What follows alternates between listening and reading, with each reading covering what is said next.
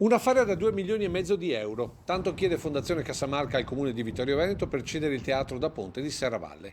E la risposta di questi giorni è stata attendista. Ci sono dei passaggi tecnici, soprattutto perché il Consiglio Comunale ha invitato l'amministrazione a appurare un pochettino quelli che sono i valori reali in campo e lo stiamo facendo con enti terzi esterni che delucidino questo aspetto economico. Insomma, come in ogni trattativa, il comune vorrebbe tirare un po' sul prezzo perché il sindaco sottolinea la volontà è certa. La volontà di passare all'acquisizione, anche se è un sacrificio economico per la città, c'è tutta. In Consiglio Comunale ho avuto modo di vedere che maggioranza e opposizione convergono su questa decisione. Sindaco che ipotizza tra fine gennaio e febbraio la chiusura della trattativa. Intanto già si pensa a come poi gestire strutture e cartellone, facendo tesoro dell'esperienza del Teatro Trevigiano del Monaco, che dopo un periodo incerto ora sta funzionando bene grazie al circuito dei teatri veneti gestito da Giampiero Beltotto. Contatti già ci sono, ma comunque poi vedremo. Dal momento in cui saremo proprietari potremo agire da proprietari.